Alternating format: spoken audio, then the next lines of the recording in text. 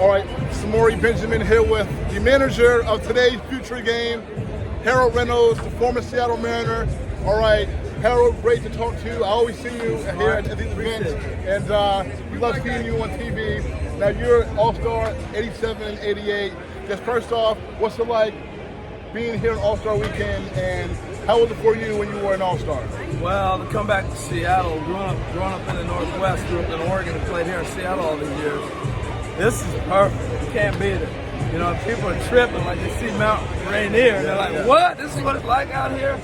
So I thought last night with the HBCU game that Griffey put on kind of set the tone for the weekend. I'm excited about the game today. Then we're going to the draft, the home run derby, and then the game itself. So the weather's holding up, and when Seattle's got great weather, there's no place better than Seattle. Okay, I've got two questions for you, okay? Yeah. I am from New York, so it's my first time in Seattle.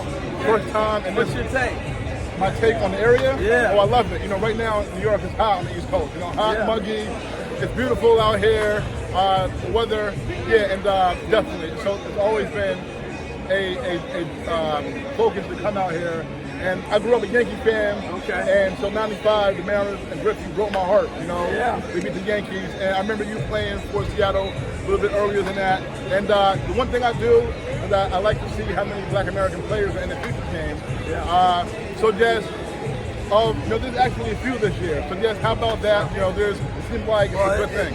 It's growing. The top talent is there. You know, so we want to get some depth.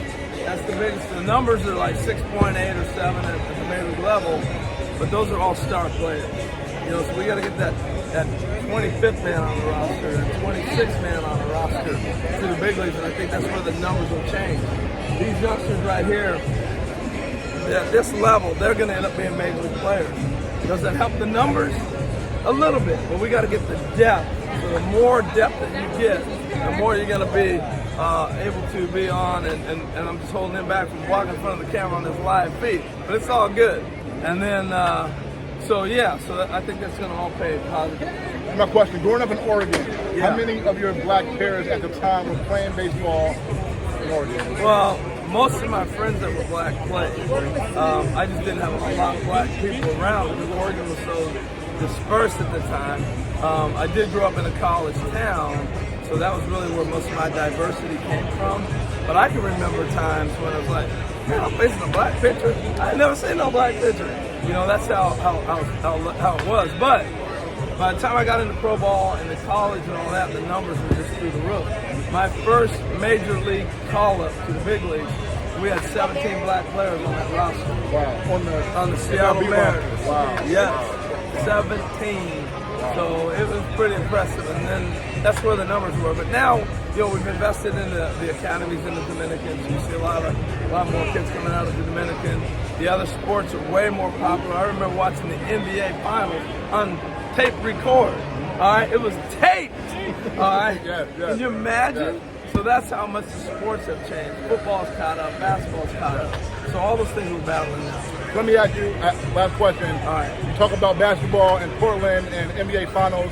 I just watched Bill Walton documentary, and it showed how he led Portland to the championship in 77, and he showed how Oregon was going crazy in Portland. So what do you remember about that? I remember it all. I mean, I was a sophomore in high school, so I was following the Blazers run. I was a big Bill Walton fan because he went to UCLA. UCLA would come through and play, and I was a ball boy for their teams when he was in college, so all the way back to Kareem Abdul-Jabbar, who was Lou Alcindor, I was the ball boy. We lived across the street from the Coliseum. So I followed those guys because they were my childhood heroes. And then to see Bill bring the Blazers to the championship, that was some cool stuff. But as I got older, my boy Gus Williams and Lonnie Shelton were with the Sonics. They were leading the Sonics, and that was my team. All right, brother. Hey, thank you, man. Thank you so much. Good luck. All right, we'll see you. All right. Harold Reynolds, we're back.